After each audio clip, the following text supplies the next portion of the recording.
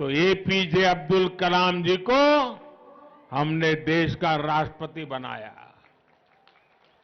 1996 में जब आदिवासी नेता पीएस संगमा जी का नाम लोकसभा के स्पीकर पद के लिए चुना गया तो अटल जी ने समर्थन का नेतृत्व किया। 2012 में राष्ट्रपति चुनाव में भी बीजेपी ने पीएस संगमा जी के नाम का समर्थन किया।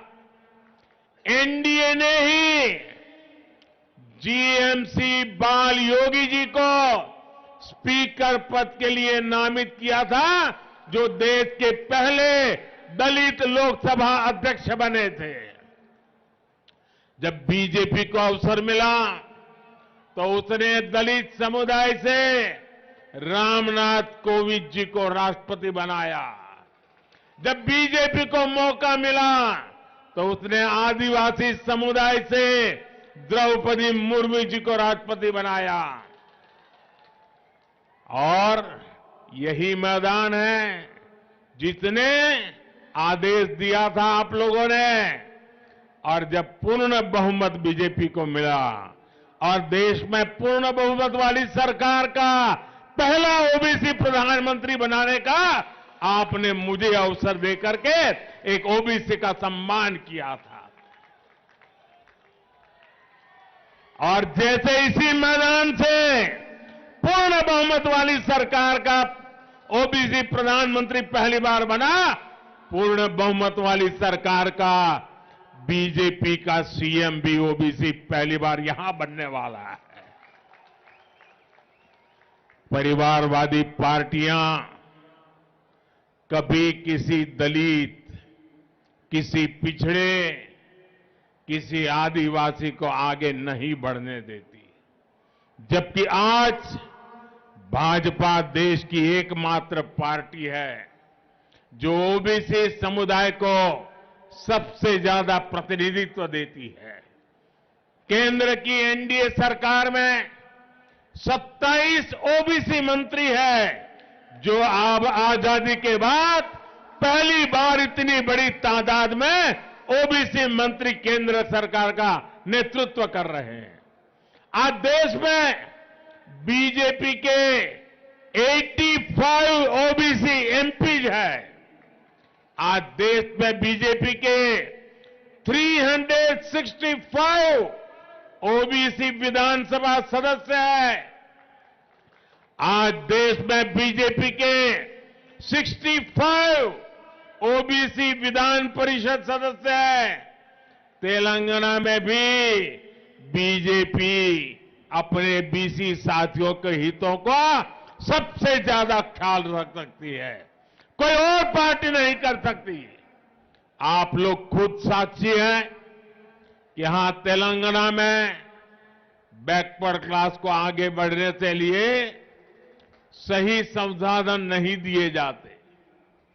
बैकवर्ड क्लास के युवाओं को नौकरी देने में भी तेलंगाना सरकार गंभीर नहीं है। बैकवर्ड क्लास के युवाओं का भी स्किल डेवलपमेंट हो, इस पर भी तेलंगाना सरकार उतना ध्यान नहीं देती। बीसी कल्याण के लिए यहां बीआरएस ने हर साल 1000 करोड़ रुपए का फंड देने का वादा किया था। अब बताइए, क्या इनमें से किसी वादे को पूरा किया क्या? कोई वादा पूरा किया क्या? एक भी वादा पूरा किया क्या? साथियों, कांग्रेस और बीआरएस ने कभी भी पिछड़ा वर्ग को निर्णय लेने का अधिकार नहीं दिया, कभी उनका मान नहीं बढ़ाया। ये भाजपा है जिसने ओबीसी कमीशन को संवैधानिक दर्जा दिया। ये भाजपा ही है जिसने ओबीसी आरक्षण संशोधन बिल को सदन से पास कराया। इस बिल की वजह से राज्य सरकारों को ओबीसी लिस्ट तैयार करने का अधिकार मिला है। ये भाजपा ही है जिसने मेडिकल, और डेंटल कॉलेजों में ओबीसी के लिए 27% रिजर्वेशन को लागू किया। हमारी ये कदम सोशल जस्टिस, सामाजिक न्याय की दिशा में हमारे कमिटमेंट के प्रमाण है। जब हम गांवों में महिलाओं के सम्मान के लिए करोड़ों शौचालय बनवाते हैं, जब हम करोड़ों महिलाओं को धुएं से मुक्ति दिलाते हैं, जब करोड़ों गरीबों को अपना पक्का घर मिलता है, जब करोड़ों गरीबों तक पक्की सड़कें पहुंचती हैं, जब करोड़ों लोगों को 5 लाख रुपए के मुफ्त इलाज की गारंटी मिलती है, तो इसका बहुत बड़ा लाभ बैकवर्ड कम्युनिटी को ही मिलता है। समाज के हर वर्ग को आगे बढ़ाने, सम्मान के साथ जीने और न्याय पाने का अवसर मिले, यही भाजपा का प्रयास है। इसलिए आज बीसी, एएससी, एसटी, गरीब, वंचित, शोषित वर्ग का हर व्यक्ति भाजपा के संकल्प के साथ खड़ा है। साथियों, हमारे बीसी समुदाय में बहुत बड़ी संख्या में विश्वकर्मा भाई बहन भी आते हैं। विश्वकर्मा साथियों के बिना रोजमर्रा का जीवन की कल्पना भी नहीं की जा सकती। हमारे कुम्हार हो, सुनार हो, सुथार हो, मूर्तिकार हो, कपड़े धोने वाले हो, कपड़े सिलने वाले हो, जूते बनाने वाले हो, बाल काटने वाले हो, ऐसे बहुत से साथी बीसी समुदाय से ही आते हैं।